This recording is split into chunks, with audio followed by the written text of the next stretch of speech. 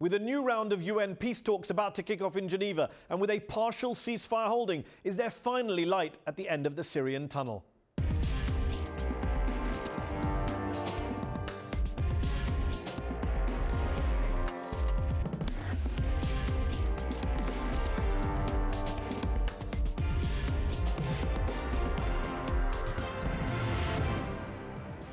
I'm Mehdi Hassan, also on the show. Why does the International Criminal Court in The Hague only seem to go after alleged war criminals from Africa? Is it biased against the continent? That's our debate between author and academic Mahmood Mamdani and former ICC prosecutor Luis Moreno Ocampo. But first, as government officials and opposition leaders prepare to sit down in Geneva for yet another round of UN-sponsored peace talks, are we any closer to ending Syria's 5-year-long civil war? A partial ceasefire is holding, but is it sustainable? This week's headliner quit in disgust as the UN and Arab League envoy to Syria in 2014. Joining me now from New York, one of the world's best-known diplomats, Ambassador Lakhdar Brahimi.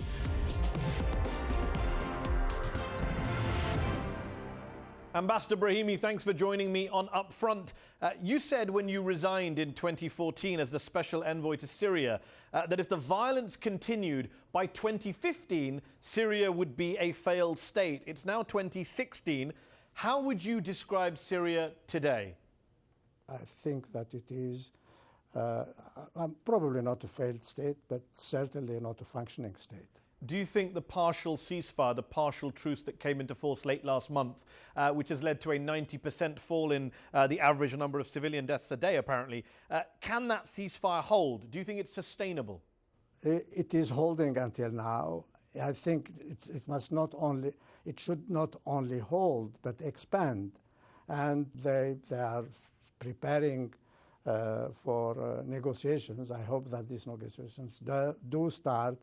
Your predecessor as UN Special Envoy to Syria, Kofi Annan, quit in 2012 and blamed both sides, mainly the Syrian government, but both sides, for his inability to get a peace deal at Geneva. Is that your view too, that the Syrian government and the opposition are both to blame for the situation in the country today? To put it even more bluntly than Kofi did, I think there were no good guys in the Syrian tragedy. And also, I think I would also put a lot of blame on the outside forces, the governments, and others who were supporting one side or the other. None of these countries had the interests of the Syrian people as the first priority. The interests of the Syrian people were at best in the second place. I'm afraid it was the case also for the government. The government was much more interested in staying in power than in thinking of what were the interests of the Syrian people at that particular stage. You mentioned outside powers. Let's go through them in turn. You, of course, were the envoy to Syria on behalf of not just the UN, but the Arab League. Why hasn't the Arab League been able to sort out this problem in its own backyard? And did Arab countries like Saudi Arabia or Qatar and others, did they make the conflict worse by backing this or that rebel group on the ground, in your view? You see, I think that, everybody was a victim of a very superficial analysis of the situation. Remember the Arab Spring?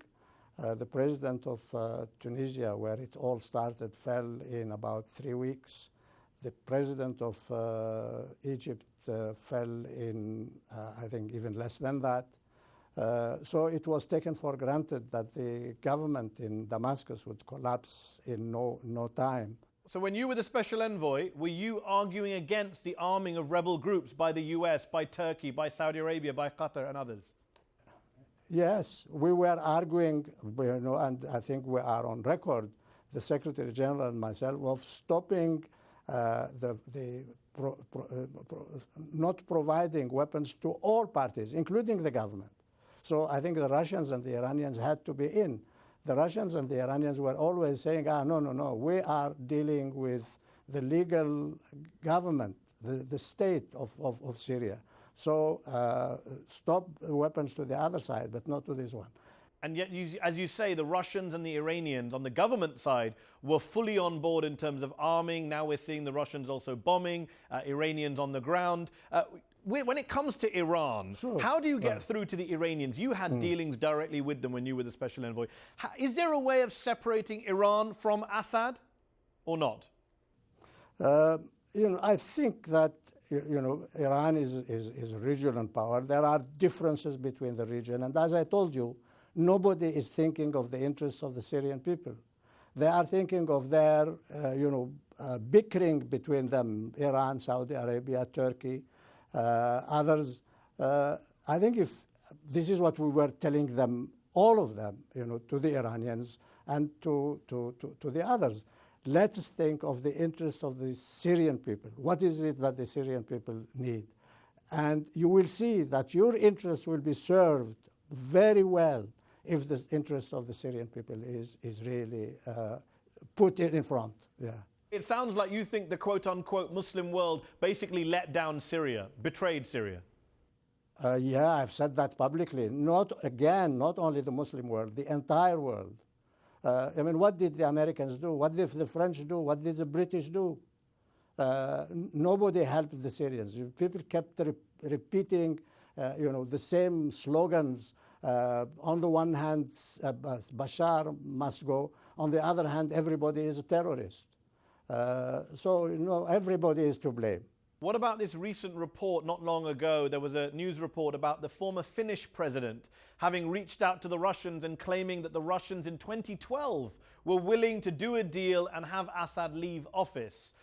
Is that what you had heard? Is that what you experienced? I think one has to say that the Russians had a much more realistic analysis of the situation than practically everybody else. And perhaps we should have everybody, and we did talk to them and listen to them, but I think everybody should have listened to the Russians a little bit more than they did. Was it a missed opportunity? They knew what the situation was. Was it a missed opportunity to end the war in 2012? There was a possibility if everybody really, had a more sophisticated analysis, better understanding of what was happening in Syria. Yes, it could have been solved in 2012. How would you describe President Assad? You dealt with him directly for almost 2 years. You sat with him, you looked into his eyes. Is he an evil man? People say he's the new Hitler, the new Saddam, the new Stalin. 250,000 people dead in your country. You must bear and accept that you have some responsibility in what has happened, even if you haven't killed everyone yourself or your own security forces. And there is no doubt that the number one man must bear number one responsibility for what has happened. Can he now? I think that his people expect him now to really do the right thing by them. He is going to be part of the solution. But being part of the solution doesn't mean that he's going to govern another 40 years. And ISIL, how would you defeat ISIL, which has distracted the world's attention away from Assad's brutality? Can you fight Assad and ISIL at the same time, or do you have to prioritize one fight over the other? Yeah. No, I think you have got, there again, you have got to understand what is ISIL. It hasn't come from the planet of Mars. ISIL is an Iraqi organization, first and foremost. It has very few Syrians, even in Syria, are in the ranks of ISIL. It's an Iraqi organization that has flourished on the back of the marginalizations of the Sunnis in Iraq. I think the government of Iraq and the people who support the government of Iraq, in the first place Iran, but also the United States, have got to understand that Al-Qaeda was brought to Iraq by the invasion of Iraq by the United States. What about this sectarian genie? Is it now out of the bottle, post-Iraq, post-Syria, this Sunni versus Shia conflict that everyone's talking about that's supposedly spreading across the Middle East? Can that be put back in the bottle, or is the Sunni-Shia conflict going to haunt the Middle East for years to come? It must be. It must be put back into the bottle. I have been talking about this for now, 7, 8 years. And I told Sistani when I saw him, Ayatollah Sistani, when I saw him in Iraq in 2004, unless, if this Shia Sunni confrontation comes into Iraq, where is it going to stop? So yes, the genie must be put back into the bottle. There is absolutely no reason why Sunnis and Shia will now start, a 100-year war. There is no need for it. Ambassador Brahimi, thanks for joining me on UpFront. Thank you for having me. Thank you very much.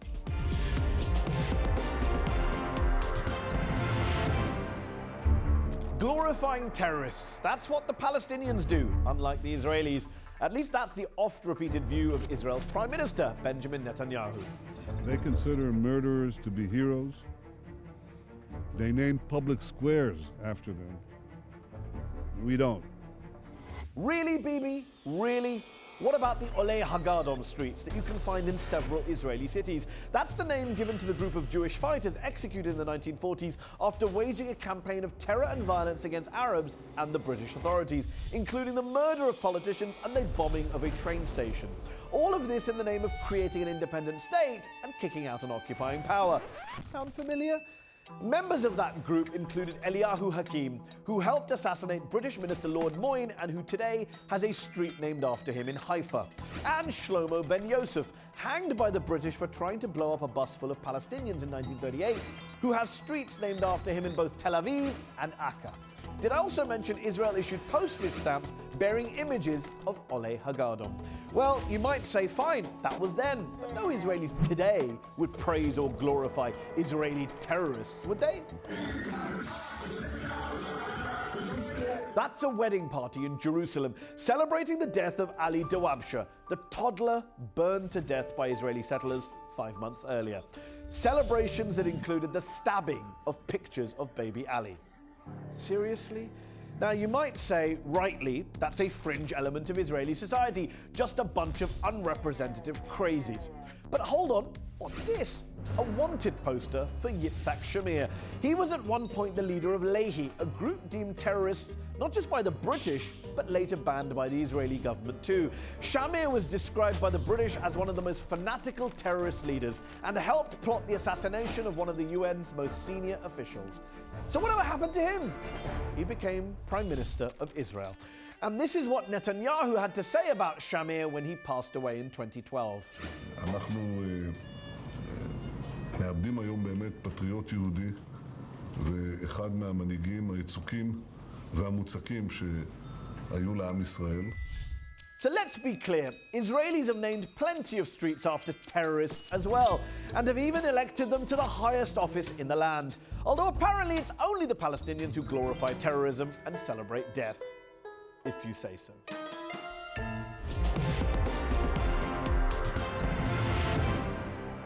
A decade after its first ever hearing, the International Criminal Court made history in January this year when former Ivorian President Laurent Gbagbo became the first ever head of state to stand in its dock in The Hague. But critics say it's obsessed with targeting only African leaders, and several member nations of the African Union are threatening to pull out. So is the ICC selectively biased against Africa and giving Western governments a pass? Or would shutting the whole thing down be a blessing for war criminals and human rights violators across the globe? To debate this, I'm joined here in the studio by Luis Moreno Ocampo, the first prosecutor of the International Criminal Court, and from Kampala by Professor Mahmood Mamdani of Columbia University, who has long critiqued what he calls the politicized justice of the ICC. Thanks for joining me in the arena, gentlemen. Luis Moreno Ocampo, what do you say to African governments who say they have no confidence any longer in the ICC because the ICC is now a tool of rich and powerful states in the West and is therefore only interested in prosecuting Africans? It's hypocrisy. It's hypocrisy. African bias was invented by President Bashir to cover up his genocide. President Bashir of Sudan. especially Bashir Sudan, which is ongoing. It's an ongoing genocide in Sudan, and we are doing nothing. Where are the African leaders controlling Bashir in Sudan? Nowhere.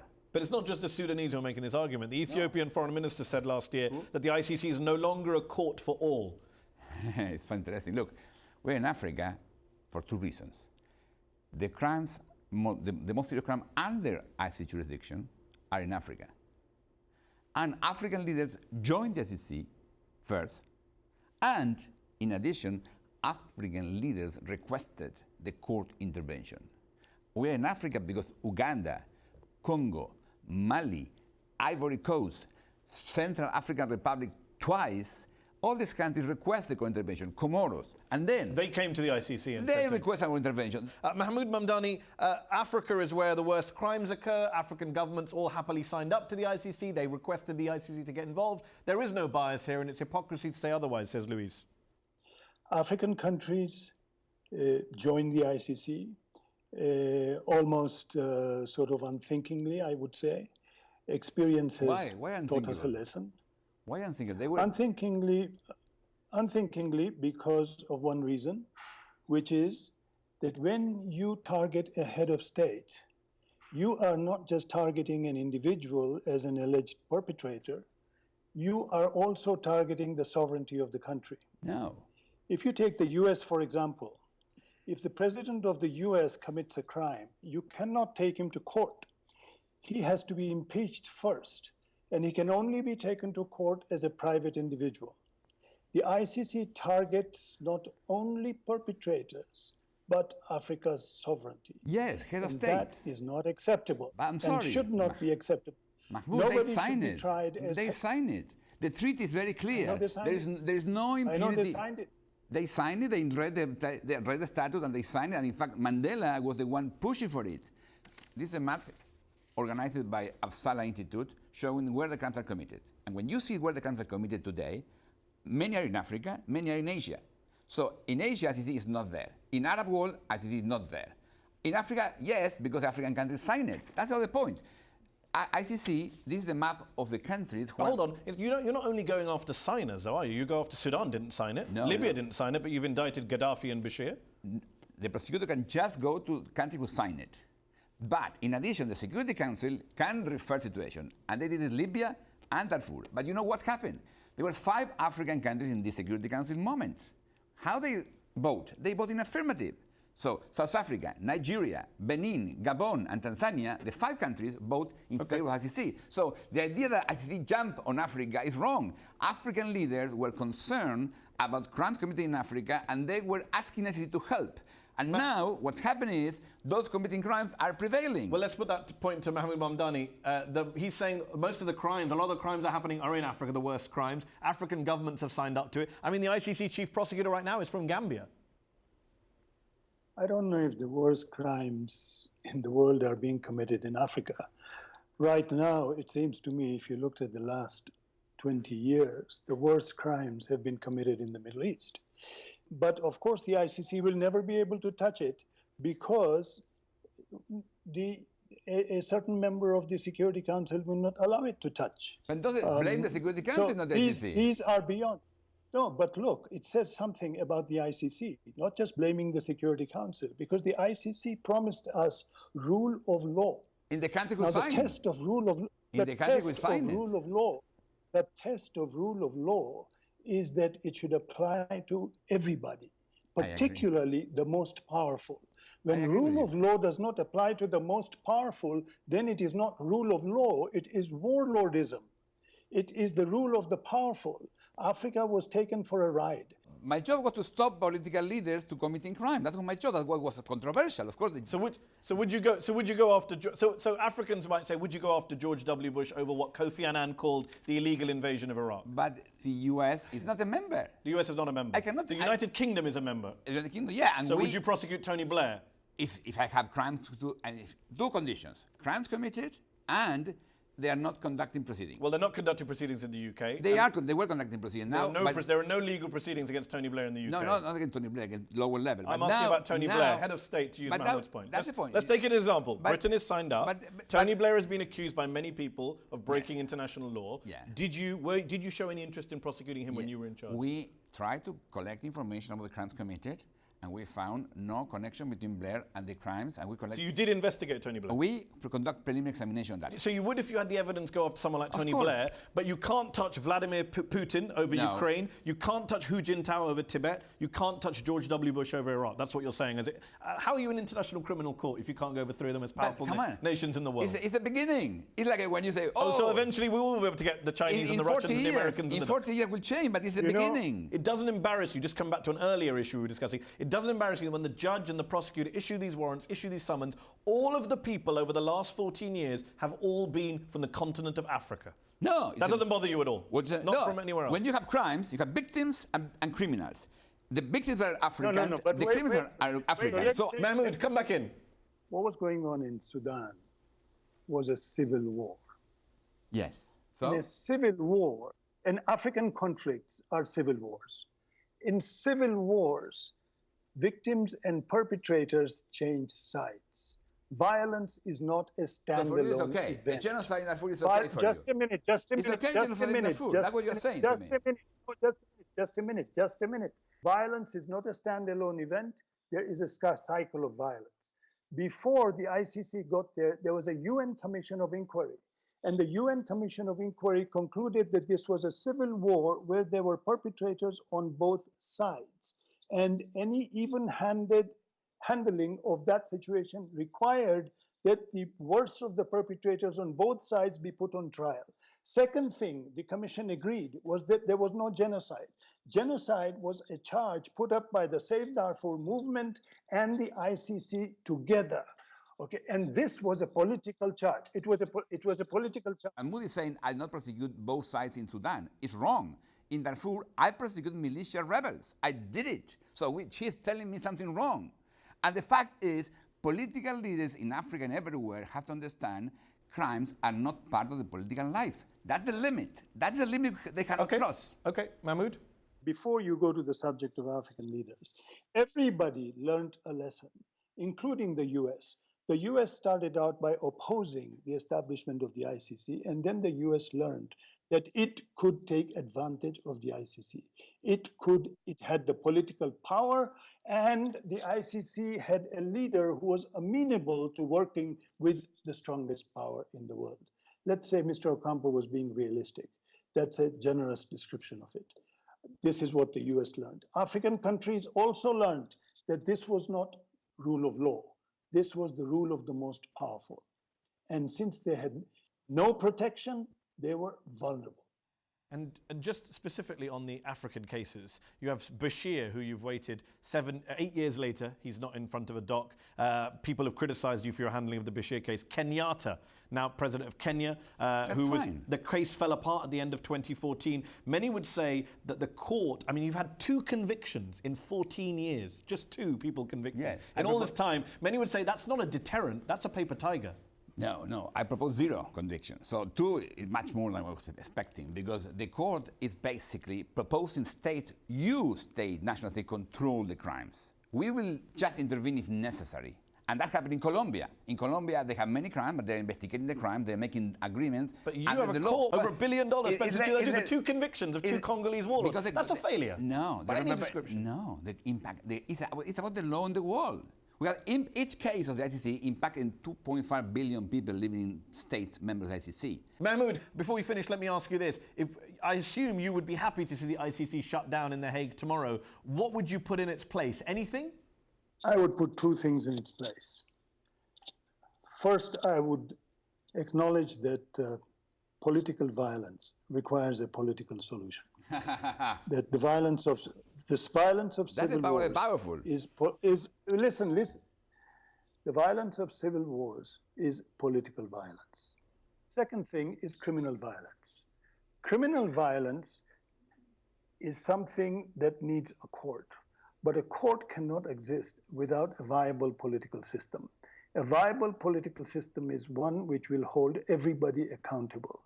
The problem that we have globally today is that we don't have a global political system which holds the most powerful players accountable. That's why what we invented. So this is the nut that has to be cracked. Okay. If you put the cart before the horse, then the court is going to be a kangaroo court. Okay, gentlemen, we'll have to leave it there. Thank you very much for joining me in the arena. That's our show. Up Front will be back next week.